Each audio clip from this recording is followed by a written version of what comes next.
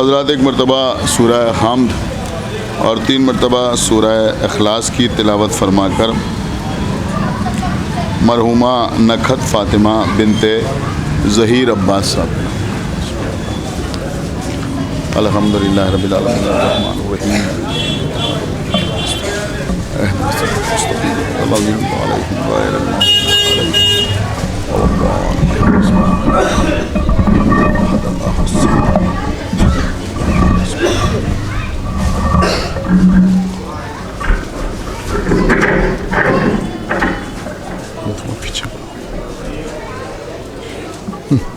پیچھے کو میرا جا رہا یہ اس کو یہ پیچھے کیجئے نہیں تو وہ ہوگا نہیں اس کے یہ راڈ پیچھے کیجئے نہیں تو نہیں سمجھے گا اس کو نیچے ہاں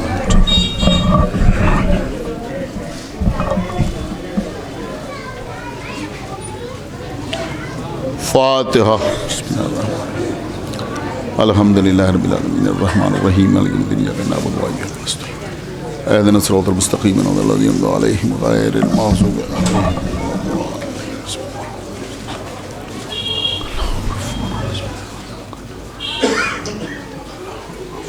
اللهم عجل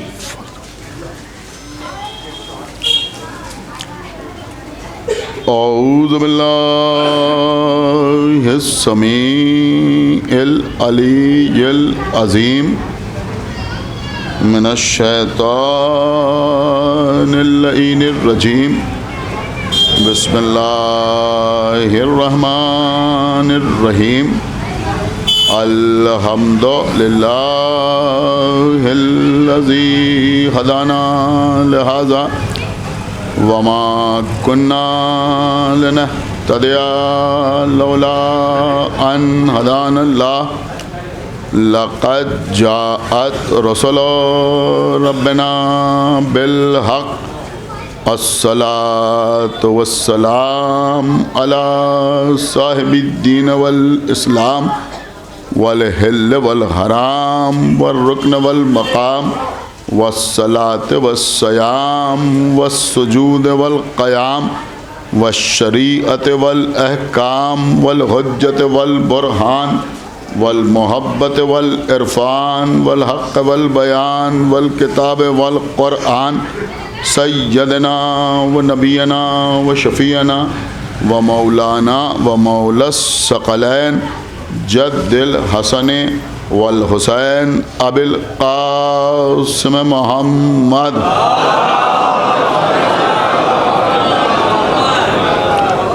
وعلى اہل بیتہ الطیبین الطاہرین المعصومین المظلومین المنتخبین المنتجبین الذین اذهب اللہ عنہم الرجس وطہرہم تطہیرا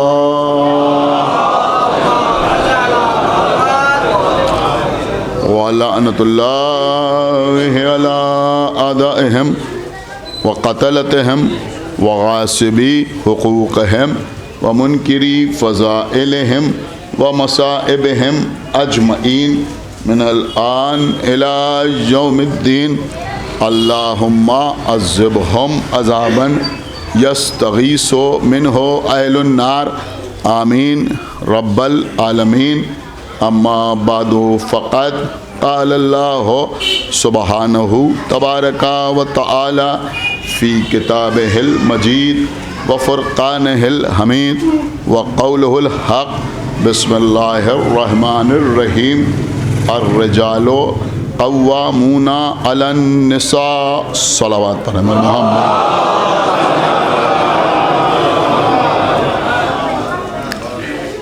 حضرات جیسا کہ کل میں نے آپ کی خدمت میں عرض کیا تھا کہ کلام اللہ میں یعنی قرآن مجید میں ایک پورا سورہ ہے اور مختصر سورہ نہیں ہے بلکہ طویل سورہ ہے جس کا نام سورہ نساء. اور اس سورہ میں اللہ نے خواتین کے سلسلے کی بہت سی باتیں بیان کی، خواتین کے فرائض بیان ہوئے ہیں، ان کے حقوق کا تذکرہ کیا گیا ہے اور ان کے مختلف مسائل پر بھی گفتگو کی گئی ہے۔ اسی سورہ کی 34ویں آیت کا پہلا حصہ ہے جس کو میں نے سرنامہ سخن قرار دیا ہے، جس میں ارشاد ہو رہا ہے کہ الرجال قوامون علی النساء۔ رجال رجل کی جمع ہے، رجل کہتے ہیں مرد، امرأہ کہتے ہیں عورت کو، اور امرأہ کی جمع ہے نساء۔ قوام کہتے ہیں سردار کو، حاکم کو، منتظم کو، نگہبان کو۔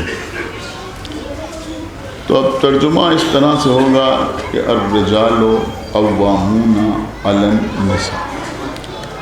ایک بات کی وضاحت میں اور آپ کی خدمت میں عرض کر دوں کہ اصلاً رجل شوہر کو نہیں کہتے اور نساء ازواج کو نہیں کہتے۔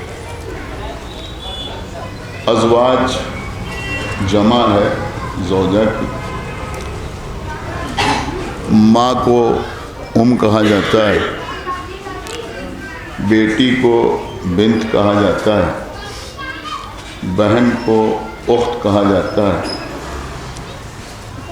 اسی طرح سے اگر رجل کا لفظ استعمال ہوتا ہے تو یہ رجل کا لفظ باپ کے لیے بھی استعمال ہو سکتا ہے، بھائی بھی رجل ہوتا ہے، بیٹا بھی رجل ہوتا ہے، لیکن اکثر الفاظ کے معنی ان کے استعمال کے موقع اور محل کے اعتبار سے بیان کیے جاتے ہیں اور سمجھے جاتے ہیں۔ اس آیت میں جو رجال کا لفظ استعمال ہوا ہے تو یہاں رجال سے مراد باپ نہیں ہے، بھائی نہیں ہے، بیٹا نہیں ہے، بلکہ یہاں رجال جمع ہے رجل، اور اس رجل سے مراد شوہر ہے، اور نساء سے مراد ازواج ہیں۔ تو ترجمہ پھر اس طرح سے ہوگا کہ اللہ نے شوہر کو زوجہ کے لیے حاکم بنایا ہے، سردار بنایا ہے، نگہبان بنایا ہے، منتظم قرار دیا۔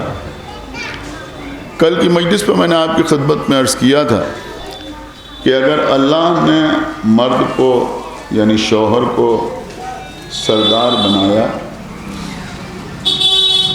تو ذمہ داریاں بھی سردار ہی کے سپرد رکھے، اپنے گھر کی حفاظت، اپنے گھر کا انتظام، اپنے اہل خانہ کے لیے خورد و نوش کی اشیاء فراہم کرنا، اور خاص طور سے میں بڑی احتیاط کے ساتھ جملہ آپ کی خدمت میں عرض کر رہا ہوں کہ اخراجات کا ذمہ دار نہیں بنایا بلکہ اپنی زوجہ کی ضروریات کا ذمہ دار بنایا۔ ایک صلوات پڑھے گا۔ بہت توجہ آپ حضرات کی چاہتا ہوں کہ ضروریات کا ذمہ دار بنائے۔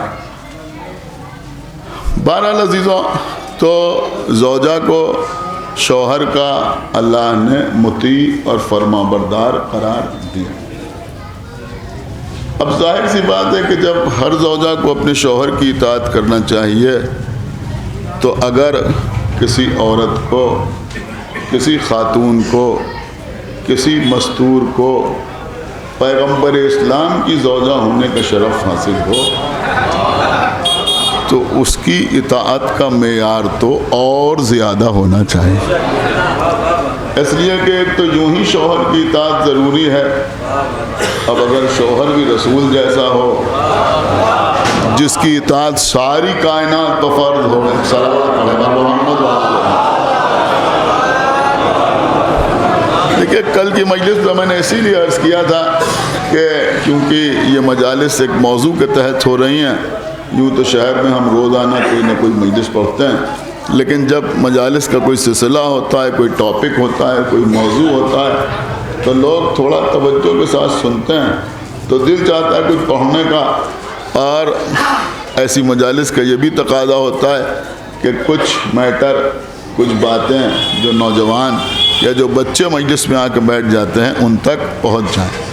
دیکھیں بہت سی شخصیتیں ایسی ہیں، بہت سی ذوات مقدسہ ایسی ہیں کہ ہم ان کا نام سنتے ہیں اور ان کے نام سے واقف ہیں، ایک دو مقامات پر ان کا تذکرہ ہوتا ہے، لیکن ہم باقاعدہ ان سے واقف نہیں ہوتے۔ دیکھیں آپ میری طرف دیکھیں، بہت اہم بات ہو رہی ہے، ادھر ادھر نہ دیکھیں، ایک صلوات پڑھیں بر محمد و آلہ۔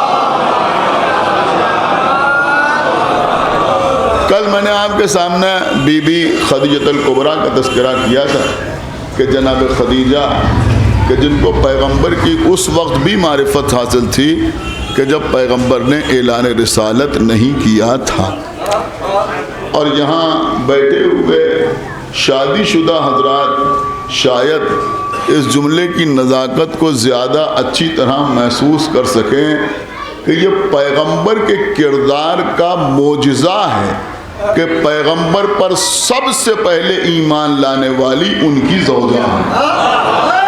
ایک صلوات پڑھے بار محمد و آل محمد۔ دیکھیے اب اس سے زیادہ ایک صلوات اور پڑھ دے بار محمد و آل، اس سے زیادہ میں اس جملے کی وضاحت اور نہیں کر سکتا۔ میرے خیال میں سمجھدار حضرات میری بات کو سمجھ گئے کہ یہ پیغمبر کے کردار کا معجزہ ہے، اور اس سے یہ بھی معلوم ہوتا ہے کہ پیغمبر کا جو کردار گھر سے باہر ہے وہی کردار گھر کے اندر، سمجھنا۔ لہذا سب سے پہلے پیغمبر پر ایمان لانے والی بی بی خدیجہ الکبریٰ، عزیزو جناب خدیجہ الکبریٰ کی سب سے بڑی فضیلت یہ ہے کہ جب تک، دیکھیں بہت توجہ آپ حضرات کی، ہم جیسے لوگوں کو اسلام نے مثلاً 2 3 4 شادیاں کرنے تک کی اجازت دی ہے، لیکن پیغمبر کے لیے یہ تعداد بھی معین نہیں، پیغمبر کے لیے یہاں بھی معاملہ محدود نہیں ہے، بلکہ پیغمبر کے لیے یہ خصوصی اذن ہے کہ پیغمبر جتنی چاہیں اتنی شادیاں کریں۔ آپ نے میری بات کو سمجھا، جتنی چاہیں اتنی شادیاں کریں۔ اس اجازت کے باوجود جب تک خدیجہ باحیات رہی، کیا سننا ہے بھائی، ایک صلوات محمد و آل محمد، جب تک خدیجہ باحیات رہی، بہت سمجھدار مجمع یہاں بیٹھا ہوا ہے، جب تک خدیجہ باحیات رہیں اس وقت تک پیغمبر اسلام نے کوئی دوسرا عقد نہیں فرمایا۔ پوری پیغمبر کی جو مکی زندگی ہے، یعنی جب تک پیغمبر مکے میں رہے، یوں سمجھ لیں کہ پیغمبر نے ہجرت سے پہلے کسی اور عورت سے شادی نہیں کی۔ مکی زندگی میں پیغمبر کے گھر میں خدیجہ کے علاوہ کوئی اور نظر نہیں آیا۔ جناب خدیجہ اور ابو طالب کے دنیا سے جانے کے بعد پیغمبر نے مکے سے ہجرت فرمائی اور مدینے آئے۔ مدینے آنے کے بعد پیغمبر نے تمام عقد فرمائے، وہ 9 ازواج ہوں یا 10 ہوں یا 11 ہوں، جتنے بھی ازواج ہوں، یہ میں یوں ہی نہیں کہہ رہا ہوں کہ مجھے معلوم نہیں کہ 9 ہیں یا 10 ہیں یا 11 ہیں، بلکہ مختلف کتابوں میں مختلف تعداد ملتی ہے۔ لہذا میں نے آپ کی خدمت میں عرض کیا ہے کہ وہ 9 ہوں یا 10 ہوں یا 11 ہوں، جتنی بھی پیغمبر کی ازواج ہیں جن کا تذکرہ کیا جاتا ہے، وہ ساری ازواج پیغمبر کے گھر میں مدینے میں نظر آتی ہیں۔ دیکھیں ایک بات بہت توجہ کے ساتھ، اب ماشاءاللہ آپ باقاعدہ متوجہ ہو گئے ہیں، اور میں چاہوں گا کہ اس چیز کو آپ اپنے ساتھ لے کے جائیں تو تبرک میں لے کے جائیں، اس کے لیے کوئی قرآن بھی نہیں ہے، بہت توجہ کے ساتھ آپ سماعت فرمائیں۔ بہت قیمتی بات میں آپ کی خدمت میں عرض کر رہا ہوں۔ دیکھیں عزیزوں، جب لوگ تقریر کرتے ہیں تو رسول اللہ کی ایک زوجہ سے والہانہ محبت کی بنا پر یہ بیان کرنے لگتے ہیں کہ رسول اللہ پر 80 80% قرآن یعنی قرآن کا 80% حصہ پیغمبر پر اس وقت نازل ہوا جب پیغمبر ان کی پسند کی فلاں زوجہ کے ساتھ ایک صلوات پڑھ محمد وآلہ. بہت توجہ آپ حضرات کی. یعنی قبلہ یہ بیان کیا جاتا ہے ان کی فضیلت میں کہ قرآن کا 80% حصہ پیغمبر پر اس وقت نازل ہوا جب پیغمبر اس زوجہ کے ساتھ ہوتے تھے.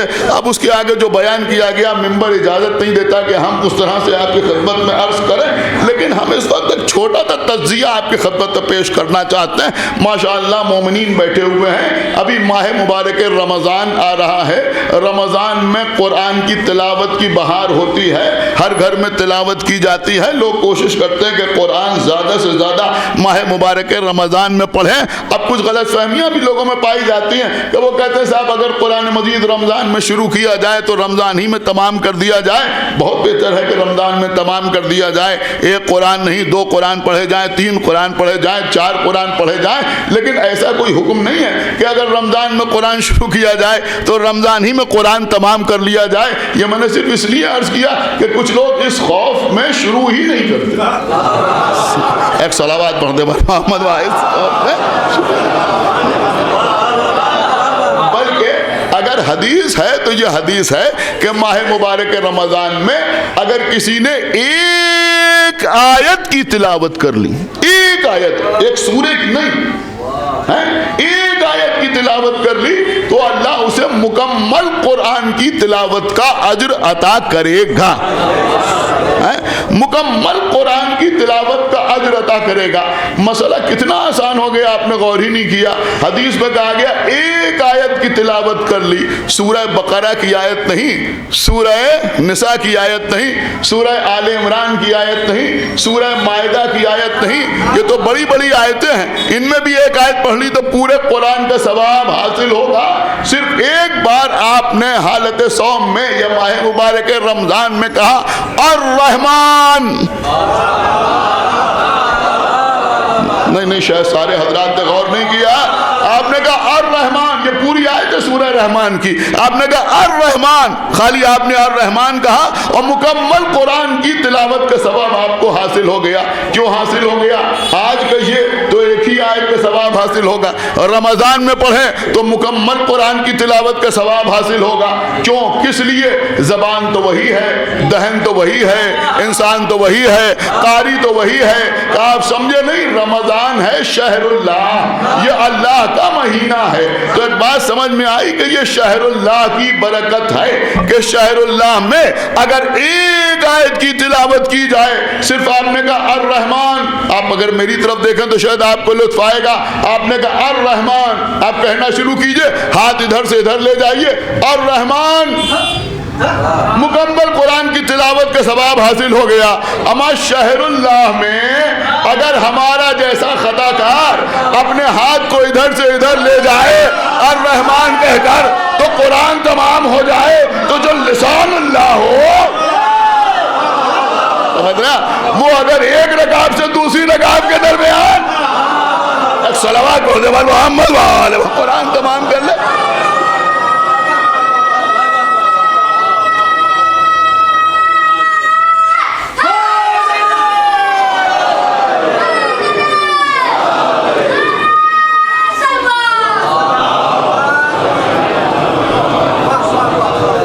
دیکھیں حضرات, بانیہ مجلس نے کل حکم دیا کہ 10 منٹ زیادہ پڑھ دیجیے. ایک صلوات پڑھے پر محمد حالانکہ کل بھی میں نے جیسا کہ آپ کی خدمت میں عرض کیا تھا تقریباً 15 منٹ زیادہ ہی پڑھا تھا, لیکن میں ان کا حکم ہے لہذا اس کو بھی پیش نظر رکھنا ہے. ہمارے بھائی جیسے ہیں, اور یہ بھی میں اعلان کر دوں کہ کل ہمارے محمد آغا بھائی کے گھر کے آگے جو پلاٹ ہے, کل کی مجلس اور پرسوں کی مجلس انشاءاللہ وہیں منعقد ہوگی. آپ حضرات اس پہ انشاءاللہ شرکت فرمائیں گے, اور کل اور پرسوں مجلس کے بعد قرآن اندازی بھی ہوگی, اور اس میں جو شخص قسمت والا ہوگا اس کو انشاءاللہ کربلا معلیٰ کی زیارت کا شرف حاصل ہوگا. ایک صلوات پڑھے محمد. تو میری بات آپ سمجھے تو قرآن مجید کی آپ تلاوت کریں گے. دیکھیں قرآن مجید میں قبلہ, اب میں تجزیہ کر رہا ہوں, قرآن مجید میں 114 سورے. کتنا سورے؟ 114. اس میں کچھ سورے مکی ہیں, कुछ सूरह मदनी है, लेकिन मेरी बात समझे जो मैं अर्ज कर रहा हूँ, कुछ सूरह मक्की है और कुछ सूरह मदनी है। आप मुझे बताइए मक्की सूरह कितने हैं कुरान मजीद हैं?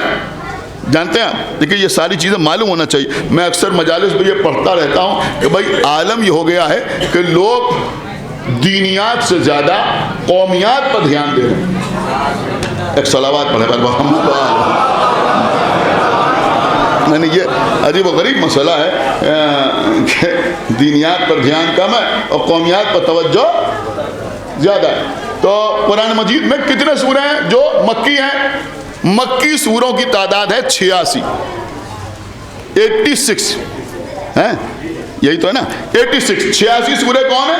मक्की, जो मक्के में नाजिल हुए, या फिर यूं समझ लें कि हिजरत से पहले नाजिल हुए। अब मैं इस पर ज़्यादा गुफ्तगू नहीं करता, ये बात आप समझ लें कि ये मक्की और मदनी सूरह जो कहलाते हैं, तो इसमें ये नहीं है कि मक्के में नाजिल हुए, बल्कि दौरान क़याम मक्का नाजिल हुए। समझ रहे हैं आप? दौरान क़याम मक्का नाजिल। इस पर एक छोटी सी टेक्निकल बात है, यहाँ माशाल्लाह उलमा बैठे हुए हैं, पढ़े लिखे हजरात बैठे हुए हैं, और वो टेक्निकल बात ये है कि अगर ये कहिए कि मक्के में नाजिल हुए, तो जब पैगंबर ने मक्के को फतह किया, समझ रहे हैं, और उस वक्त पैगंबर मक्के में आए, तब जो सूरह नाजिल हुए वो भी मक्की नहीं कहलाएंगे, मदनी कहलाएंगे। आप मेरी बात समझे या नहीं समझे? यानी हिजरत से पहले दौरान क़याम मक्का, जब पैगंबर मक्के में थे, तब जो सूरह नाजिल हुए, आपने इस नज़ाकत को समझा या नहीं समझा है? वो सूरह कहलाएंगे मक्की। अब जब हिजरत के बाद पैगंबर मदीने चले गए, वहाँ क़याम कर रहे हैं, तो अब चाहे मदीने में नाजिल हो या अतराफ़ मदीना नाजिल हो, वो सारे सूरह कहलाएंगे मदनी। तो हिजरत से पहले के सूरह है मक्की, उनकी तादाद कितनी है? 86। और मदनी सूरों की तादाद कितनी है? 28 सूरह मदनी है जो हिजरत के बाद नाजिल हुए। क्या सुन रहे हैं आप? तवज्जो नहीं कर रहे हैं। और 86 सूरह 86 सूरह हैं मक्की जो हिजरत से पहले नाजिल हुए। कुल सूरह कितने हैं? 114। अब आप मुझे बताएं 114 का 86 कितने परसेंट हुआ है? आपके हाथ में मोबाइल है, कैलकुलेट कर सकते हैं, लेकिन अभी कीजिएगा नहीं, इसलिए कि मजलिस डिस्टर्ब होती है। मैं आपको बता रहा हूं 86 जो है वो 114 का हुआ 75 पॉइंट समथिंग। समझ रहे हैं? यानी 75% से कुछ ज्यादा। समझ रहे हैं? 75% से कुछ ज्यादा, ये हुए 86 सूरह 114 का। यानी कुरान का 75% से कुछ ज्यादा हिस्सा मक्के में नाजिल हुआ, हिजरत से पहले नाजिल हुआ। क्या सुन रहे हैं? पैगंबर जब मक्के में थे तब नाजिल हुआ। और 28 जो है वो 114 का कितना हुआ? का 24 पॉइंट समथिंग, यानी पूरा 25% नहीं, 25 से कुछ कम। चलिए अब राउंड फिगर में कर लीजिए, हैं? उसको 75% कर लीजिए, जो समथिंग था उसको छोड़ दीजिए, यहाँ कुछ मिला दीजिए, तो इसका मतलब ये हुआ कि 75% कुरान नाजिल हुआ पैगंबर पर। कहाँ? मक्के में। 25% कुरान पैगंबर पर नाजिल हुआ मदीने में। अब तुम जिनकी शान बयान कर रहे हो, कैलकुलेशन मैंने पेश कर दिया है, जिनकी शान बयान कर रहे हो कि 80% कुरान उस वक्त नाजिल हुआ जब पैगंबर उनके घर में होते थे, अमा वो मक्के में नजर ही नहीं आती। सुनाया कि नहीं? वो तो पैगंबर के घर में मदीने में नजर आती है। अब वो मदीने में है तब कुरान नाजिल हो रहा है। लेकिन मैं ये भी अर्ज कर दूं कि जो 75% पैगंबर पर कुरान नाजिल हुआ, वो कहाँ नाजिल हुआ? कि जब 75% कुरान पैगंबर के घर में आया, तो उस वक्त नबी के घर में खदीजा के सिवा कोई नहीं है। एक सलावत पर मोहम्मद वाले और नहीं।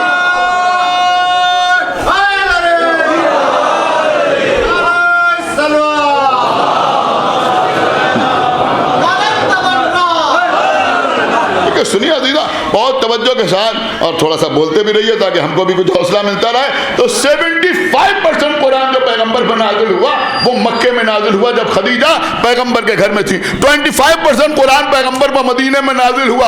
अब कोई खुश हो गई ना कहे कि भाई ठीक है आप ही की बात मान लेते हैं, लेकिन कम से कम इनके लिए 25% तो मानिए। आप 25% भी तो नहीं मान सकते। بتایا میں نے سنا ہے 25% بھی تو نہیں مان سکتے، اس لیے کہ جہاں 75% نازل ہوا وہاں گھر میں خدیجہ کے علاوہ کوئی اور نہیں ہے، اور اس 25% میں 10 ہے یا 11 ہے۔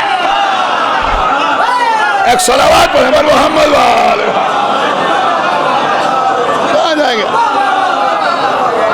ایک صلوات اور پڑھ دے پر محمد والے۔ دیکھیں آج بھی میں ایک شخصیت کا تھوڑا سا تذکرہ آپ کی خدمت میں کرنا چاہتا ہوں۔ ہمارے بڑے بڑے علماء نے تحریر کیا ہے، دیکھیں بات میری سمجھیں، ہمارے بڑے بڑے علماء نے تحریر کیا ہے کہ مدینے میں جناب ام سلمہ، جناب ام سلمہ پیغمبر کے گھر میں جناب خدیجہ کی جانشین بن کے آئیں۔ اللہ اکبر، ایک صلوات اور پڑھے بر محمد۔ دیکھیں جیسا کہ پہلے میں نے آپ کی خدمت میں عرض کیا تھا کہ یہ بھی ایک ایسی شخصیت ہے جناب ام سلمہ کہ جن کا ذکر تو ہوتا ہے، مثلا حدیث قصہ کا ذکر ہوتا ہے تو وہاں بی بی کا ذکر ہوتا ہے، یا پھر امام حسین کی رخصت کا ذکر ہوتا ہے تو جناب ام سلمہ کا ذکر ہوتا ہے، لیکن شاید اکثر ہمارے بچے مکمل طور پر جناب ام سلمہ کی شخصیت سے واقف نہیں۔ ایک صلوات پڑھ میرے محمد۔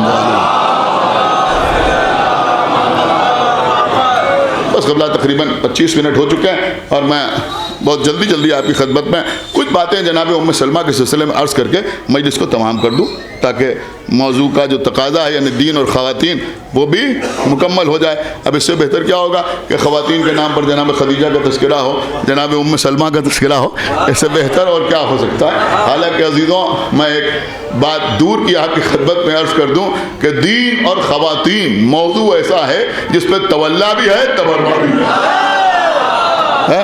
ایک صلوات پڑھے بر محمد وآل محمد۔ یعنی وہ حصہ بھی محفوظ ہے جو آپ کے سامنے پڑھا جا سکتا ہے اور وہ بھی موضوع کے اندر ہی ہے۔ تو آپ سنیں کہ جناب ام سلمہ جن کے لیے ہمارے علماء نے لکھا ہے، بڑے بڑے علماء نے لکھا ہے کہ جناب ام سلمہ پیغمبر کے گھر میں جناب خدیجہ کی جانشین بن کے آئیں۔ آپ کو معلوم ہے یہ جناب ام سلمہ کون تھی؟ کون تھی جناب ام سلمہ؟ دیکھیں سب سے پہلی بات تو میں آپ کی خدمت میں یہ عرض کروں کہ جناب ام سلمہ پیغمبر اسلام حضرت احمد مجتبی محمد مصطفیٰ صلی اللہ علیہ وآلہ وسلم کی سگی پھوپھی جناب عاتقہ بنت عبد المطلب کی بیٹی تھی۔ سمجھ رہے ہیں؟ ان کی بیٹی تھی جناب ام سلمہ، اور جناب ام سلمہ کے بابا ان کا نام تھا جناب ابو امیہ، اور عرفیت میں ان کو لوگ سہیل کہتے ہیں۔ اور یہ جناب سہیل ابن عبداللہ جو تھے یہ مشہور تھے زاد الراکب کے لقب کے ساتھ۔ کیا کہلاتے تھے؟ زاد الراکب۔ دیکھیں یہ بات میں سمجھتا ہوں، میں صرف اس لیے آپ کی خدمت میں عرض کر رہا ہوں کہ زوجہ کا خاندان بھی کیسا ہونا چاہیے، خدا کے لیے بہت توجہ کے ساتھ آپ سماعت فرمائیں۔ یہ زاد الراکب کے نام سے مشہور تھے۔ زاد الراکب کا مطلب کیا ہوتا ہے میں ان بچوں کو بتا دوں۔ زاد الراکب کا مطلب یہ ہوتا ہے کہ یہ ایسے سخی تھے کہ اگر کہیں کوئی قافلہ جاتا تھا اور اس قافلے میں یہ شریک ہوتے تھے تو اس سارے راستے میں جو جانور قافلے میں ساتھ جاتے تھے، گھوڑے یا اونٹ، سمجھ رہے ہیں ہم، جو ساتھ جاتے تھے تو ان کے چارے کا، ان کے کھانے پینے کا مکمل بندوبست انہی کے حوالے رہتا، یعنی اپنا مال خرچ کرتے تھے۔ اور جب کوئی قافلہ جاتا تھا تو لوگ جانتے تھے کہ اگر یہ قافلے میں شریک ہیں، قافلہ لے کے نہیں جا رہے، اگر یہ قافلے میں شریک ہیں تو راستے بھر جانوروں کے چارے کا انتظام یہ کریں گے، اس لیے کہلاتے تھے زاد الراکب۔ سمجھ رہے ہیں آپ کیا کہلاتے تھے؟ زاد الراکب۔ اب ایک جملہ کہوں گا ضرور تاکہ آپ کی خاموشی ٹوٹ جائے۔ اب آپ مجھے بتائیں کہ وہ بی بی جس کا بابا یا اس باپ کی بیٹی، کیا سن رہے ہیں، اس باپ کی بیٹی کہ جو جانوروں کے بھی چارے کا انتظام کرتا ہو، سن رہے ہیں آپ، اس عورت کے کیسے برابر ہو جائے گی جس کا باپ سیدہ کا فدق کھا جائے؟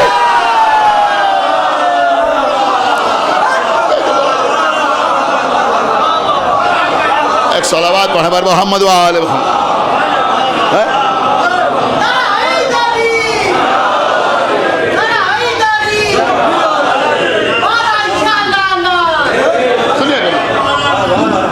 تو یہ ان کی بیٹی تھی جناب ام سلمہ۔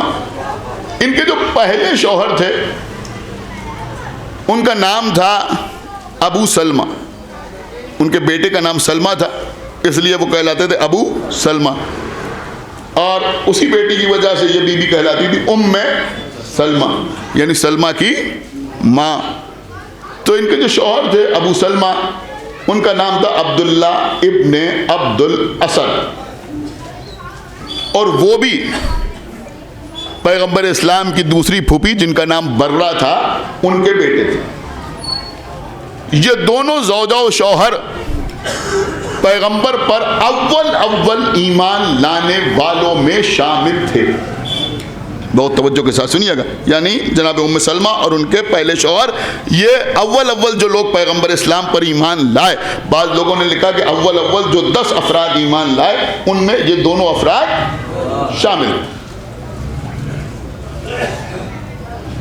جب پیغمبر اسلام نے مکے سے مدینے کی طرف ہجرت کی تو ان دونوں نے پیغمبر کے ساتھ ساتھ ہجرت فرمائی۔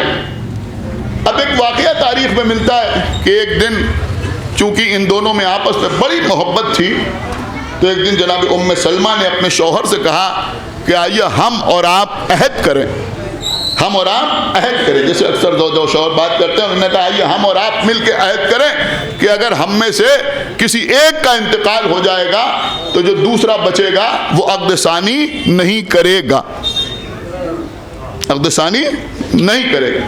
تو جناب عبداللہ ابن عبد الاسد نے دونوں ہاتھ بلند کیے کہ نہیں، ایسا نہیں ہے، بلکہ میں اللہ سے دعا کرتا ہوں کہ اگر مجھے موت آ جائے تو اللہ تم کو مجھ سے بہت بہتر شوہر عطا کرے۔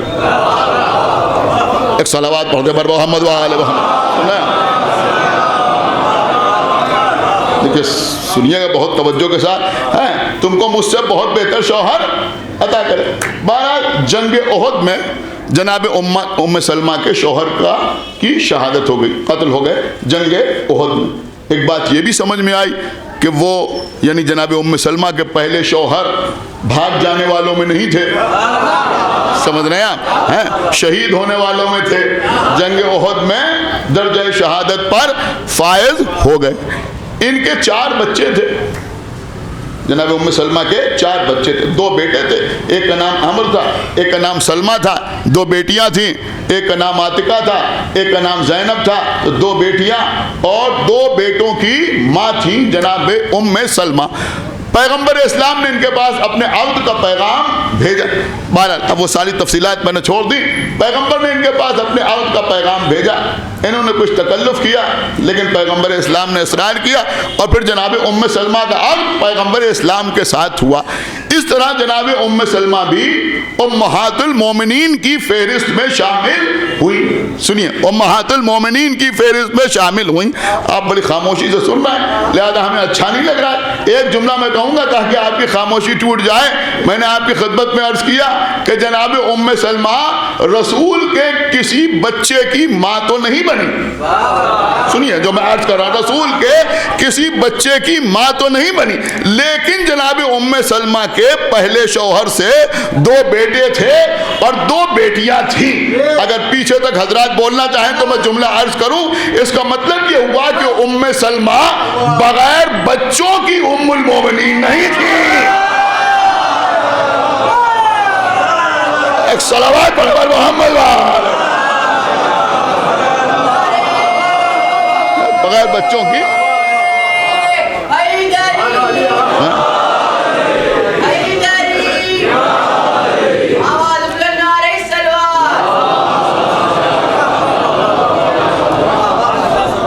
معاملہ ہو سکتا ہے بہت سے لوگ یہ تفصیلات پہلی بار سن رہے ہوں جو میں عرض کر رہا ہوں، اور بہرحال بہت قیمتی ہیں یہ باتیں جو میں آپ کی خدمت میں پیش کر رہا ہوں۔ تو یہ تھی جناب سلمہ۔ اب پیغمبر اسلام کے گھر آ گئی جناب سلمہ۔ بہت سی خصوصیات جناب سلمہ کی ہیں، بہت سی خصوصیات ہیں۔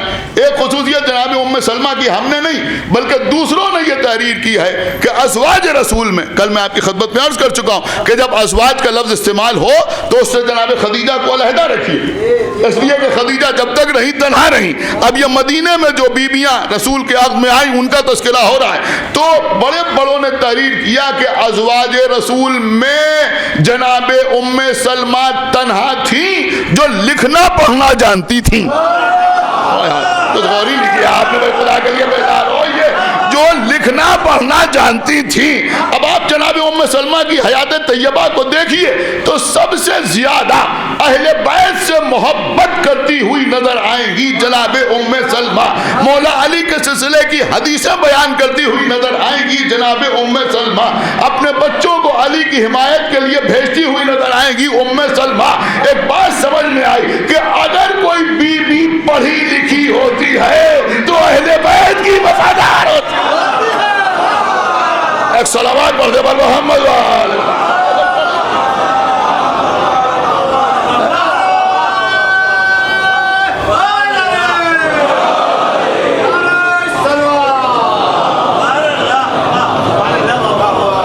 اب سنیے قبلہ، یہ بی بی وہ ہے جناب سلمہ، ہماری جان قربان بی بی کے اوپر، یہ وہ بی بی ہے پیغمبر اسلام کی کہ جن سے صرف شیخ مفید نہیں، شیخ صدوق نہیں، صرف شیخ کلینی نہیں، صرف کتب اربعہ کے لکھنے والوں نے نہیں، بلکہ بخاری نے، امام مسلم نے، ترمذی نے، ابو داؤد نے، ابن ماجہ نے، امام نسائی نے، کوئی محدث ایسا نہیں ہے کہ جس نے جناب سلمہ سے احادیث نقل نہ کی ہوں۔ دیکھیں میں اس وقت پڑھ رہا ہوں، میرے خیال میں اندازہ ہوگا آپ کو کہ کوئی محدث ایسا نہیں ہے کہ جس نے جناب سلمہ سے احادیث نقل نہ کی ہو۔ بخاری میں آپ کو احادیث مل جائیں گی جس کی راویہ سلمہ ہے، مسلم میں مل جائیں گی، صحیح ستہ میں، یعنی وہ 6 کتابیں جن کو لوگ صحیح سمجھتے ہیں ان سب میں آپ کو وہ حدیثیں مل جائیں گی، ہمارے یہاں بھی مل جائیں گی۔ یعنی شیعوں نے بھی تحریر کی ہیں اور غیر شیعہ حضرات ہیں۔ اب دیکھ لیجیے تو کیا ہو رہا ہے۔ ایک صلوات پڑھیں محمد و آل محمد۔ ایک بابا بلند صلوات پڑھیں محمد و آل۔ ایک صلوات اور پڑھیں محمد و آل۔ دیکھیں قبلہ، ایک جملہ میں ضرور آپ کی خدمت میں عرض کروں گا۔ ادھر تھوڑا سا دروازہ کھلا، ایک کرسی لا کے رکھی گئی، ہمارے چھوٹے بھائی بلال قادمی صاحب آ کے تشریف فرما ہوئے، سارے مجمع کی نگاہیں ادھر گھوم گئی۔ کیوں؟ اور توجہ آپ حضرات کی کہ کرسی پہ آگے خطیب بیٹھا، ایک ذاکر بیٹھا، سب نے دیکھا۔ اب آپ بتائیں کتنے بڑے اندھے تھے وہ لوگ، خدا کے لیے بیدار ہوئیے۔ ایک غدیر کا میدان تھا، دوپہر تھی، قداموں کا منبر تھا، رسول اللہ تھے، ہاتھوں پہ مولا علی تھے۔ ایک صلوات پڑھیں محمد والے۔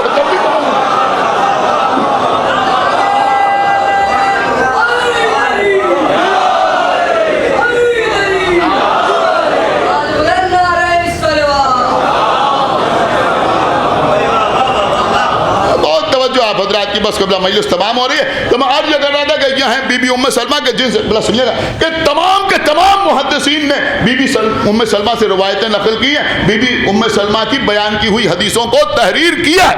لیکن قیامت آپ کو بتاؤں، بہت توجہ کے ساتھ سنیے گا، یوں پیغمبر کی اور ازواج نے بھی حدیثیں بیان کی، اور کیسی کیسی بیان کی، یا میں یوں کہوں کہ ایسی ایسی بیان کی، سمجھ رہے ہیں؟ تمام حدیثیں ہیں، لیکن اب جیسے دل چاہے ویسے اس جملے کو سنیے گا، جملہ بڑا قیمتی ہے کہ لیکن بی بی سلمہ کی بیان کی ہوئی کوئی حدیث اور کوئی روایت وہ کسی کتاب میں بھی ہو ایسی نہیں ہے جو خلاف شان رسالت ہو۔ ایک صلوات پڑھیں محمد وآل محمد۔ خلاف شان رسالت آپ نے شاید باقاعدہ غور ہی نہیں کیا میں کیا عرض کر گیا. جو خلاف شان رسالت ہو، یعنی جن لوگوں نے پیغمبر کی توہین کرنے کے لیے کتابیں لکھی، ان کی کتابوں میں بھی آپ کو کوئی ایک ریفرنس جناب ام سلمہ کا نظر نہیں آئے. اور معرفت پیغمبر اس درجہ ہے، اس حد تک معرفت پیغمبر اسلام ہے کہ کسی نے بی بی ام سلمہ سے پوچھا کہ یہ بتائیے کہ رسول کا باطن کیسا تھا؟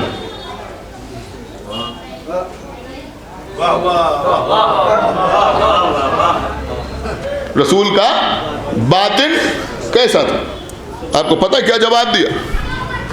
یہ نہیں فرمایا کہ آئینے کی طرح تھا، یہ نہیں فرمایا کہ دریا کی طرح تھا، یہ نہیں فرمایا کہ سورج کی طرح تھا، یہ نہیں فرمایا کہ چاند کی طرح تھا. آپ کو پتہ ہے کیا فرمایا؟ اب دیکھیں جو سمجھے گا وہی بولے گا. بہت قیمتی بات میں آپ کی خدمت میں عرض کر رہا ہوں. پوچھنے والے نے پوچھا بی بی اللہ کے رسول کا باطن کیسا تھا؟ تو بی بی نے فرمایا جیسا ظاہر تھا. ایک صلوات محمد یعنی جیسا ظاہر تھا ویسا ہی باطن تھا، جیسا ظاہر. تو یہ تھی معرفت بی بی ام سلمہ کو پیغمبر اسلام کی، یہ معرفت تھی. اور بہت سی احادیث جو بہت زیادہ مشہور ہیں، مثلا عمار یاسر کو باغی گروہ قتل کرے گا، اس حدیث کی راویہ بھی بی بی ام سلمہ، یعنی جس کتاب میں بھی یہ حدیث لکھی ہوئی ہے تو اس کو بیان کرنے والی بی بی ام سلمہ ہے کہ عمار یاسر کو باغی گروہ قتل کرے گا. اور کس حد تک معرفت اہل بیت تھی اس کا اندازہ آپ لگائیں. افتخار العلماء مولانا سعد حسین صاحب قبلہ نے تحریر فرمایا. دیکھیں یہ بات میں اس لیے بھی عرض کر رہا ہوں کہ عزت و آبرو کے لیے اہل بیت کی محبت کافی. میں کچھ عرض کر گیا، باقی آپ سمجھتے ہیں. اہل بیت کی محبت کافی ہے، یہ بات آپ سمجھ لیجئے. ایک پیغام ہے، یہ بات آپ سمجھ لیجئے. دنیا میں عزت حاصل کرنے کے لیے جو نہیں ہیں وہ بننے کی کوشش نہ کیجیے. خدا جانے بات آپ تک پہنچی یا نہیں پہنچی. ایک صلوات پڑھتے بڑھ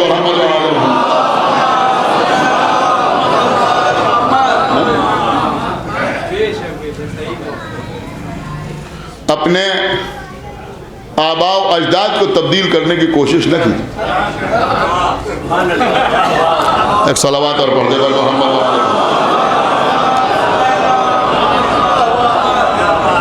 اب اس سے زیادہ میں کچھ کہوں گا نہیں،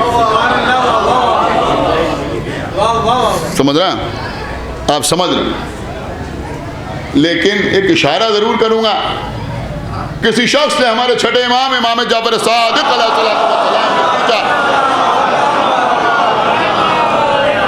کہ مولا کائنات پر آپ کی فضیلت کی دلیل کیا ہے؟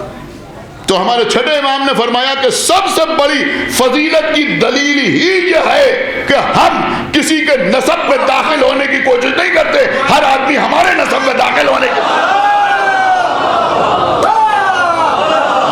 ایک صلوات پڑھتے پر محمد و آل محمد.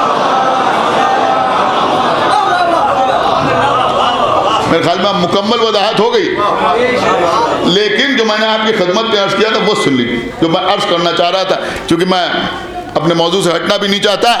افتخار العلماء مولانا سعد حسین صاحب قبلہ جنہوں نے بہترین کتابیں تحریر فرمائی ہیں. کسی نے پڑھا تھا، ہم نے اپنے بچپن میں سنا تھا تقریر کرتے ہوئے کہ کیونکہ 200 سال تک ہم پر انگریزوں نے حکومت کی، لہذا ہم امپورٹڈ سے زیادہ متاثر ہوتے ہیں. میں آپ کی خدمت میں یہ عرض کروں کہ ہمارے ملک کے علماء نے بھی کم خدمات انجام نہیں دی. سمجھ رہے ہیں؟ کم خدمات انجام نہیں دی، کسی معاملے میں پیچھے نہیں رہے. اور الحمدللہ آج بھی ایسا ہی ہے، وہ چاہے خطابت ہو یا شعر و سخن کا مسئلہ ہو، نوحہ خوانی کا مسئلہ ہو، ذاکری کا مسئلہ ہو، کسی مسئلے الحمدللہ بڑی پختگی ہے. تو افتخار علماء ظاہر سی بات ہے کہ بہترین کتابیں انہوں نے اور نہ معلوم کس کس موضوع کے اوپر کتابیں تحریر فرمائیں. ایک بار اعتراض ہو گیا کہ مولا علی کعبے میں پیدا ہوئے یا نہیں پیدا ہوئے, تو پوری کتاب لکھ دی مولود کعبہ, اور اس میں ڈھیروں روایتیں اہل سنت کی انہوں نے تحریر کر دی کہ جس سے ثابت ہوتا ہے کہ مولا علی خانہ کعبہ میں پیدا ہوئے. اصحاب امیر المومنین کی قربانیاں, یہ بھی ان کی بہترین کتاب ہے. مصائب الشیعہ 8 جلدوں میں تحریر فرمائی, جس میں مالک بن نویرہ سے لے کے ان کے زمانے تک شیعوں پر جتنے مظالم گزرے ان سب کو انہوں نے تحریر فرمایا. تو اسی کتاب میں انہوں نے بہت سی روایتوں کے حوالوں سے, یہ بہت سی اسناد سے یہ واقعہ تحریر فرمایا ہے کہ جناب میثم تمار, دیکھیں سنیے, جناب میثم تمار. ایک بات میں یہ بھی عرض کر دوں عزیزوں کہ نام ہونا اور ہے اور کسی کو کوئی لقب دینا اور ہے. ہمیں حکم دیا گیا ہے کہ ہم اپنے بچوں کا نام اچھا رکھیں, تو ہمارے بزرگ ہمارا نام انبیاء کے ناموں پر رکھ دیں, ائمہ کے ناموں پر رکھ دیں, ائمہ طاہرین کو جو اصحاب ہیں ان کے ناموں پر رکھ دیں. لیکن میں بالکل واضح طور پہ آپ کی خدمت میں عرض کر رہا ہوں کہ ہر آدمی کو, عام آدمی کو سلمان وقت اور ابو ذر دوراں اور میثم عصر, ایک صلوات پڑھے بر محمد وآلہ. میں ایک بار بہت بڑے مجمع میں اس بات کی وضاحت کر چکا ہوں کہ میرا نام میثم ہے, تو اس کا مطلب یہ نہیں کہ میرے نام کے ساتھ میثم عصر لگا دیا جائے یا میثم دوراں لگا دیا جائے. کہاں وہ, کہاں ہم ان کی گرد پا کے برابر نہیں. میری بات سمجھے جو میں عرض کر رہا, ہم ان کی گرد پا کے برابر نہیں. یہ آج تک میری سمجھ میں نہیں آیا کہ اگر اہل بیت کی معرفت کے سلسلے میں کچھ بیان کیا جائے تو لوگوں کو غلو معلوم ہوتا ہے, اور اپنے جیسے لوگوں کو جو چاہے کہے. ایک صلوات پڑھے بر محمد وآلہ محمد, جو چاہے کہے. ایک صلوات اور پڑھتے بر محمد وآلہ محمد. جو لقب جس کو چاہے دے دیں, جو خطاب جس کو چاہے دے دیں. کبھی میں نے ایک جملہ کہا تھا, اگر پسند آ جائے تو داد ضرور دیجیے گا کہ بھائی اگر میثم عصر کہا جا سکتا ہے تو کم سے کم شہید ثالث جیسے کو کہا جا سکتا ہے. ایک صلوات پڑھتے بر محمد وآلہ, کم سے کم. باقی ہم کہاں, اب وہ کہاں, ہمارا کام ہے کہہ دینا. اب باقی ہم نکو بھی نہیں بننا چاہتے کہ جہاں کوئی لکھے وہاں لے دوڑیں. تو لیکن بہرحال بات میں نے اسی لیے اپنے ہی لیے آپ کی خدمت میں عرض کی. تو جناب میثم تمار, افتخار علماء لکھتے ہیں کہ جناب میثم تمار جناب ام سلمہ سے ملاقات کے لیے آئے. بی بی حجاب میں پردے کے پیچھے, جناب میثم تمار ادھر آگے کھڑے ہوئے. اب بہت غور سے سنیے گا, دیکھیں میں نے جو بات آپ کی خدمت میں عرض کی ہے کہ جو نہیں ہے وہ بننے کی کوشش نہ کیجیے. اہل بیت کی محبت کافی ہے عزت عطا کرنے کے لیے. سنیں جناب میثم تمار کا جملہ, سنیں بہت توجہ کے ساتھ سنیں. تو جناب ام سلمہ نے کہا کہ اے آنے والے, ذرا اپنا نام و نسب تو بیان کرو, ذرا اپنا نام و نسب تو بیان کرو. جناب میثم تمار نے کہا کہ میں آپ کی خدمت پہ سلام عرض کرنے کے لیے آیا ہوں. تو ام سلمہ نے کہا نام کیا ہے؟ تو کہا میثم ابن یحییٰ. سنو یہ مجمع, میں سمجھتا ہوں شاید ہی کوئی جو قسم کھا کے آیا ہو وہی خاموش رہ سکتا ہے. پوچھا کہ نام کیا ہے؟ کہا میثم ابن یحییٰ. جناب ام سلمہ نے پوچھا کہ نسب کیا ہے؟ میثم تمار نے کہا میں علی کا غلام ہوں.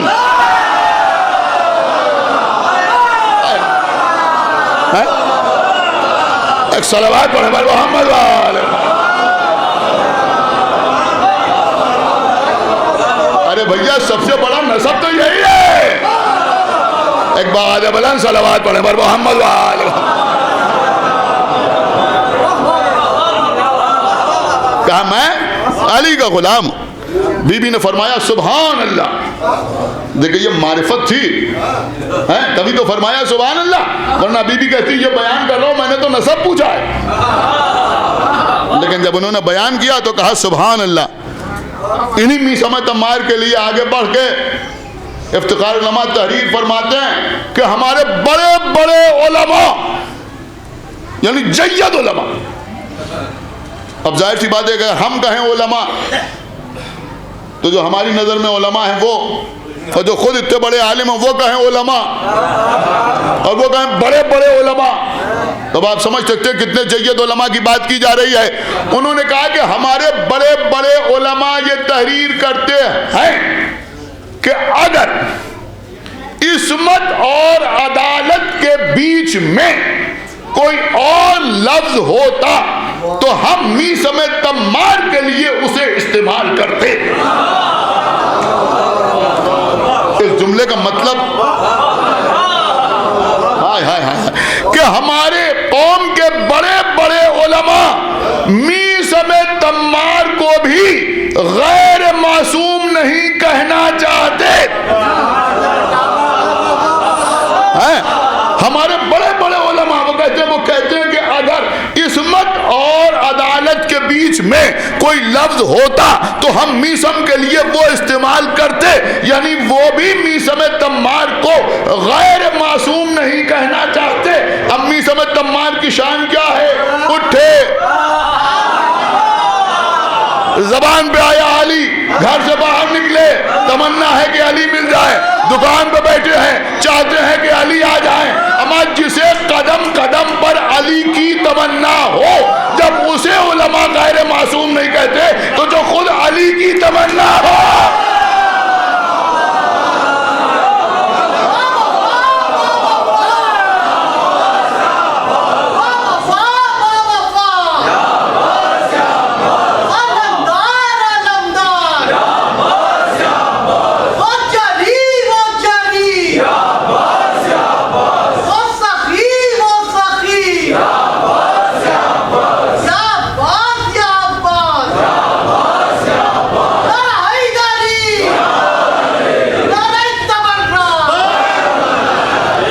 بس قبلہ بات تمام ہو گئی۔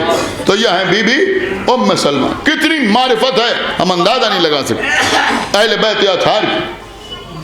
اور سب سے بڑی فضیلت بی بی ام سلمہ کی یہ ہے کہ مناقب آل ابی طالب میں علامہ ابن شاہ راشوب نے تحریر کیا ہے کہ جب بی بی فاطمہ زہرا کا عقد مولا کائنات کے ساتھ ہوا تو رسول اللہ کی آنکھوں میں آنسو آ گئے۔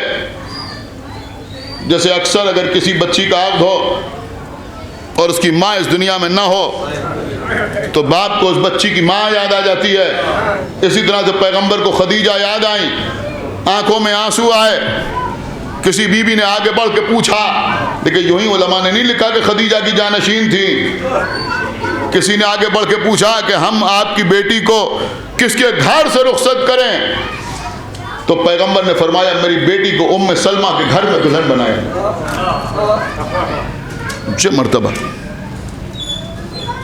لیکن عزیزوں یہی بی بی، ترمذی کی روایت ہے، تمام اہل بیت چادر میں جمع ہیں۔ آپ حدیث کے ساتھ سنتے رہتے ہیں، تمام اہل بیت چادر میں جمع ہیں۔ کون کون؟ رسول اللہ، مولا علی، بی بی زہرا، امام حسن، امام حسین، خمسہ نجبہ چادر میں جمع ہے۔ ہمارے یہاں جو حدیث قصہ پڑھی جاتی ہے وہ اور ہے، میں ان کی حدیث قصہ آپ کو سنا رہا ہوں۔ وہ کہتے ہیں ساری ازواج رسول کھڑی ہوئی یہ منظر دیکھ رہی تھی، کسی کی اتنی ہمت نہ ہوئی کہ چادر کے قریب آئے۔ ارے بھیا اس رخ سے بھی تو دیکھو، چادر کے قریب آئیں صرف بی بی ام سلمہ۔ اجازت ہو تو اس بی بی کے سلسلے میں ایک جملہ کہوں کہ جو چادر میں ہیں وہ صاحبان عصمت ہیں۔ اب سمجھ میں آیا، ام سلمہ معصومہ تو نہیں ہیں لیکن سرحد عصمت کے قریب ہیں۔ اس جملے کا لطف شاید ادھر بیٹھے ہوئے حضرات نے حاصل نہیں کیا کہ سرحد عصمت کے قریب آئیں، چادر کے قریب آنے کے بعد کہا اللہ کے رسول کیا مجھے بھی اجازت ہے کہ میں چادر میں آ جاؤں؟ اب آپ سنتے رہتے ہیں سب سے، پیغمبر نے کیا فرمایا؟ انت علی الخیر، کہ آپ خیر پہ ہیں، ایک دوسرا جملہ بھی ترمذی میں ہے کہ انت علی مکانک، آپ اپنے مکان میں ہیں، مگر یہ میرے اہل بیت ہیں، آپ میری زوجہ ہیں، لیجئے فیصلہ ہو گیا، خیر پہ ہیں مگر اہل بیت نہیں ہیں۔ سنا آپ نے؟ خیر پہ ہیں مگر اہل بیت نہیں ہیں، خیر پہ ہیں، کیا کرنا ہے آپ؟ خیر پہ ہیں مگر اہل بیت نہیں ہیں۔ ارے بھیا جب خیر والی زوجہ اہل بیت میں شامل نہیں تو بیر والی زوجہ اہل بیت میں کیا؟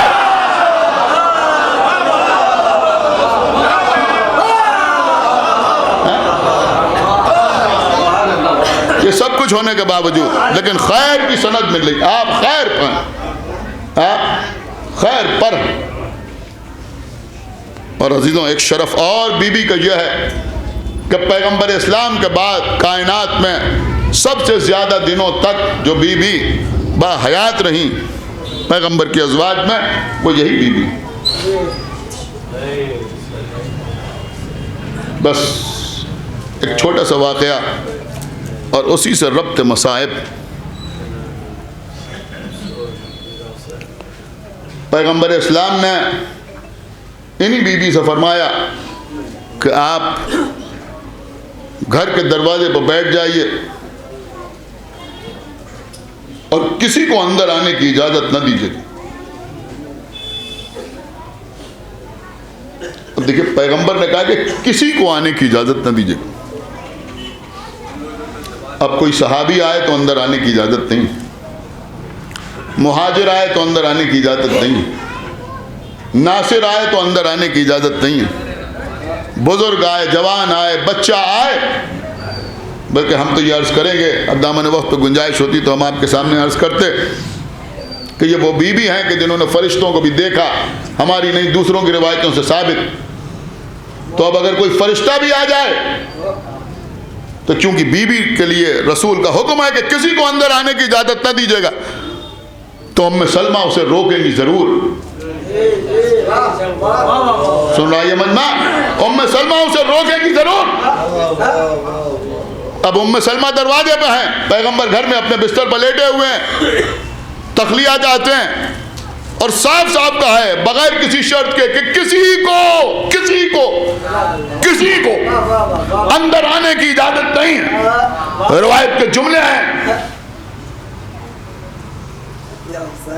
کہ سرکار سید الشہداء امام حسین علیہ السلام کمسنی کے عالم میں اپنے نانا کے گھر کے دروازے پہ آئے، اندر داخل ہونا چاہا۔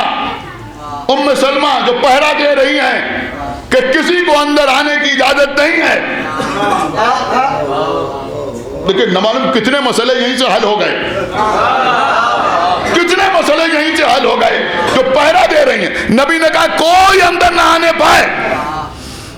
ام سلمہ نے حسین کو روکا نہیں، یہ بھی نہیں کہا میرے لال رک جاؤ، میں تمہارے لیے خصوصی اجازت تمہارے نانا سے حاصل کر لوں، بلکہ جب حسین آئے تو رسول کی وہ اطاعت گزار بی بی، سمجھ رہے ہیں، جس کو انت علی الخیر کی سند حاصل ہے، سمجھ رہے ہیں، جو سرحد عصمت کے قریب ہے، کیا سن رہے ہیں آپ، جو سرحد عصمت کے قریب ہے، جو خدیجہ کی جانشین ہے۔ جب حسین ابن علی آئے تو بی بی کھڑی ہو گئی، کھڑے ہو کے کہا مرحبا میرے لال۔ سنا آپ نے، مرحبا میرے لال۔ امام حسین اندر داخل ہوئے، حسین آگے آگے، ام سلمہ پیچھے پیچھے۔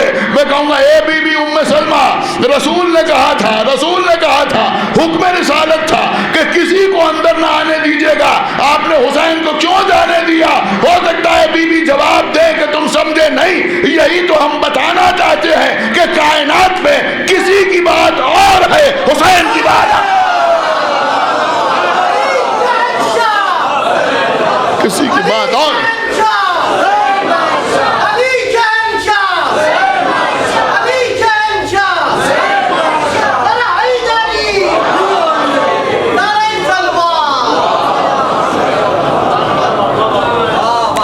کسی کی بات اور ہے اور حسین کی بات اور ہے۔ اب کسی معاملے میں یہ نہ کہیے گا کہ حکم تو یہ ہے نہیں، حسین کا مسئلہ ہی ہے۔ آقا حسین کی بات ہی اور ہے.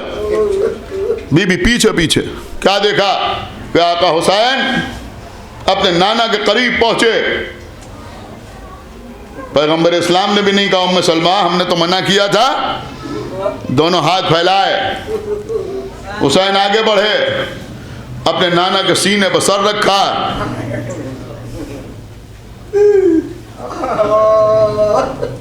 پیغمبر اسلام نے اپنے ہاتھ حسین کی گردن میں حمائل کیے.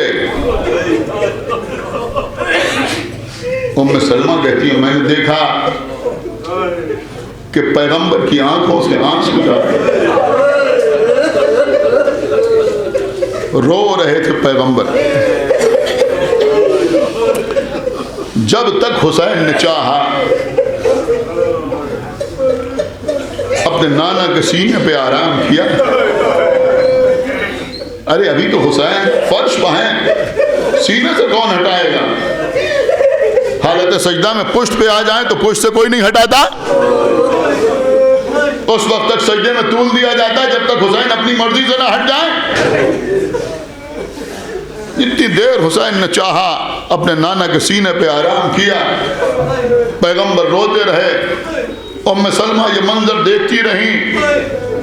پر حسین اپنی مرضی سے اترے, گھر سے باہر گئے.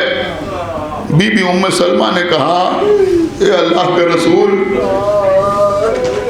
آپ کا بیٹا آپ کے سینے پہ آرام کر رہا تھا, یہ آپ کی آنکھوں سے آنسو کیوں بہ رہے؟ ام سلمہ جب میرا بیٹا میرے سینے پہ آرام کر رہا تھا تو جبرائیل امین نازل ہوئے. کالا بات تو ہوئے درود و سلام کے کہتا ہے اے اللہ کے رسول, یہ جس بیٹے سے اتنی محبت ہے اسے کربلا میں رلا رلا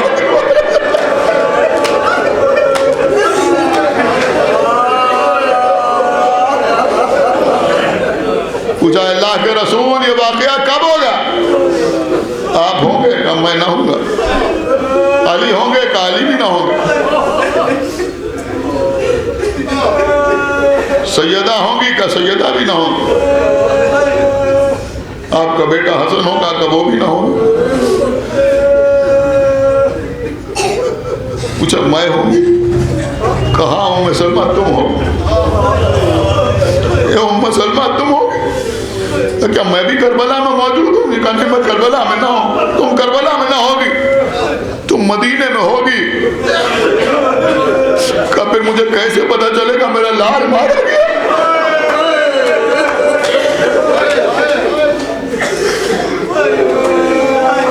کہا ام سلمہ تم وہ زمین دیکھنا چاہتی ہو؟ کہا مختار کائنات نے حکم دیا, کربلا کی سرزمین بلند ہوئی. رسول نے ہاتھ آگے بڑھایا, ایک مٹھی کربلا کی خاک اٹھائی, ام سلمہ کے حوالے کی. لو بی بی اسے ایک شیشے میں رکھ لو. جب یہ خاک خون ہونے لگے تو سمجھ لینا میرا بیٹا کربلا میں. جزاک اللہ, مولا آپ کو سلامت رکھیں. خداوند عالم ان آنسوؤں کے طفیل میں جو بیمار ہیں ان کو شفائے کاملہ عطا فرمائے. ان رونے والوں کے دلی مقاصد تکمیل ہو. جن مرحومین کے ایصال ثواب کے لیے مجلس منعقد ہو رہی ہے, خداوند عالم ان کو جوار معصومین میں بلند سے بلند مقام عطا کرے. بس عزیزوں مجلس تمام ہوئی. ام سلمہ نے وہ شیشی کو سنبھال کے رکھا. ایک دن ایسا آیا جب حسین نانی کے پاس آئے, نانی ہم جا رہے ہیں. میرے لال کہاں جا رہے ہو؟ کہا ہم عراق جا رہے ہیں. کھڑی ہوئی تھی ام سلمہ, بیٹھ گئی. میرے لال عراق جا رہے ہیں؟ کہا نانی ہم عراق جا رہے ہیں. زار و قطار رونے لگی. وہ پورا واقعہ آقا حسین کے سامنے بیان کیا. میرے لال تم کب سے تھے؟ تم اپنے نانا کے سینے پر سر رکھ کے آرام کر رہے تھے, پھر تم چلے گئے تو میں نے پوچھا کہ آپ رو کیوں رہے تھے؟ تمہارے نانا نے یہ واقعہ بیان کیا. نانی آپ کو نانا نے خالی کربلا کی سرزمین دکھائی تھی، میں آپ کو کربلا کا پورا منظر دکھا رہا تھا۔ اے نانی میرے ساتھ جو یہ قافلہ جا رہا ہے نا،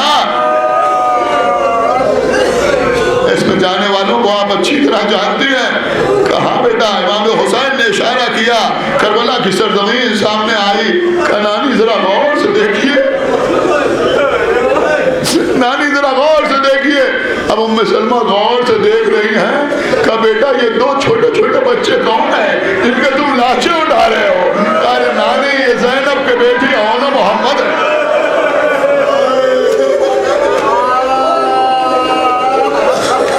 بی بی گریا کرتی رہیں۔ کہا میرے لال حسین یہ اپنی ابا کے دامن میں کیا سمجھ رہا ہو؟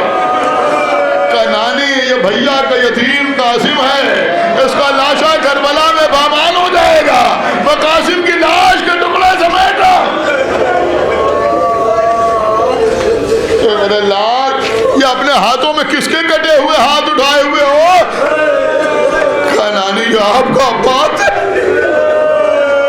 کربلا کے میدان میں چھوٹے چھوٹے بچوں کے لیے پانی دینے جائے گا، اس کے دونوں بازو قلم ہو جائیں گے، اس کے سر پر گوشت لگے گا، اس کا چہرہ تینوں سے چھلنی ہو جائے گا۔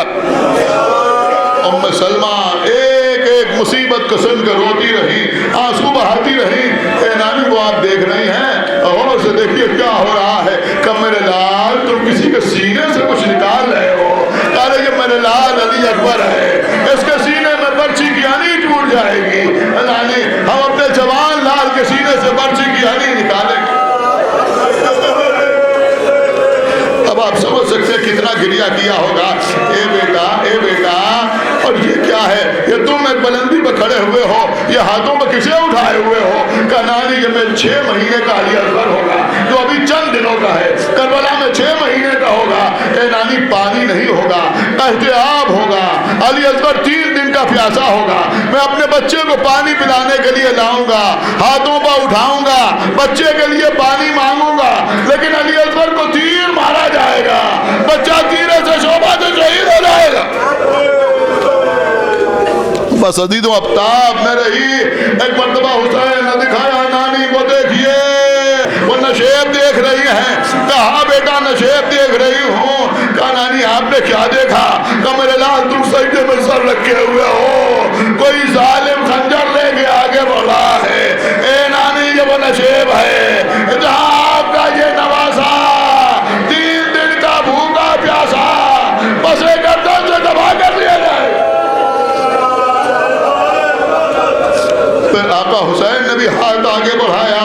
اے نانی یہ اسی کربلا کی خاک ہے، اسے اسی خاک کے ساتھ شامل کر لیجئے جو نانا نے آپ کو دی تھی۔ بس قبلہ مجلس تمام ہو گئی، اسی کے ساتھ شامل کر لیجئے۔ عزیزوں چلے گئے حسین، ام سلمہ انتظار کرتی رہی، لیکن اب بی بی کے ساتھ بڑا امتحانی مرحلہ یہ ہے کہ خود اپنے آنسوؤں کو روکنا ہے اور صغرا کو تسلی بھی صغرا کو تسلی بھی دینا ہے۔ عزیزوں بے چین ام سلمہ ہر آنے جانے والے سے پوچھتی ہے میرے حسین کی کوئی خبر نہیں آئی، خدا جانے میرا حسین کس حال میں ہے۔ عزیزوں محرم کا چاند نمودار ہوا، بنی ہاشم کے گھروں میں اداسی میں اضافہ ہو گیا۔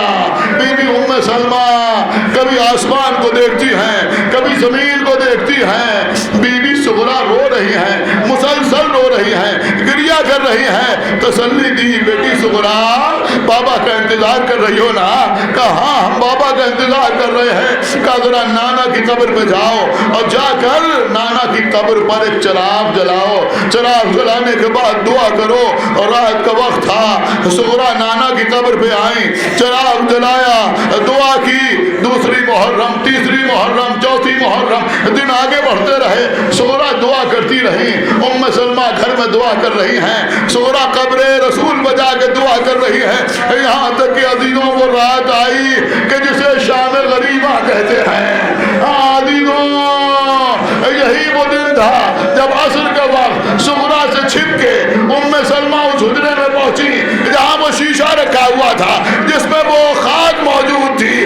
جا کے کیا دیکھا؟ خاک خون ہو چکی ہے۔ ایک مرتبہ منہ پر تماچے مارے، ہائے میرا حسین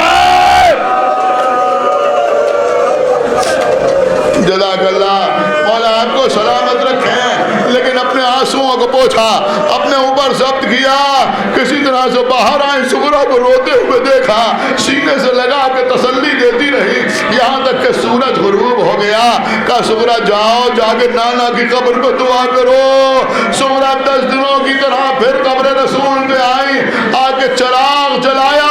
لیکن اب جو چراغ جلایا ایک ہوا کا جھونکا آیا, چراغ گل ہو گیا. سغرا نے پھر چراغ جلایا, پھر چراغ گل ہوا, پھر چراغ جلایا, پھر چراغ گل ہوا.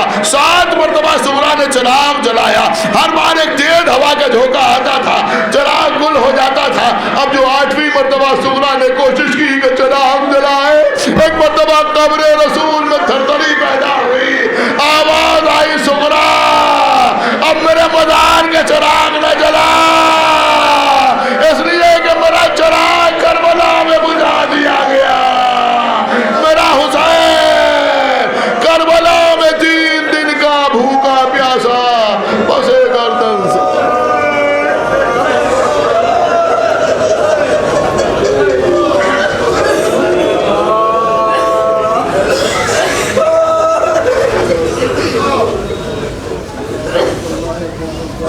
پروردگار جو واسطہ محمد وآل محمد کا ہماری اس عبادت کو قبول فرما. پروردگار جو واسطہ محمد وآل محمد کا تمام حاضرین مجلس اور بانیان مجلس کے دلی مقاصد کی تکمیل فرما. پروردگار جو واسطہ محمد وآل محمد کا کو اعمال صالحہ کی توفیق عنایت فرما. ہمارے عقائد کو صحیح و سالم رکھ, ہم جب تک زندہ رہیں آل محمد کی محبت اور ان کے دشمنوں کی عداوت کو زندہ رکھ, اور دنیا سے جائیں تو یہ دونوں عظیم ترین نعمتیں اپنے ساتھ لے کے جائیں. پروردگار جلد از جلد ہمارے امام زمانہ کا ظہور فرما اور ان کا اصحاب اور انصار میں ہمارا شمار فرما. حضرات 1 مرتبہ سورہ حمد اور 3 مرتبہ سورہ اخلاص کی تلاوت فرما کر مرحومہ نکھت فاطمہ بنت ظہیر عباس کی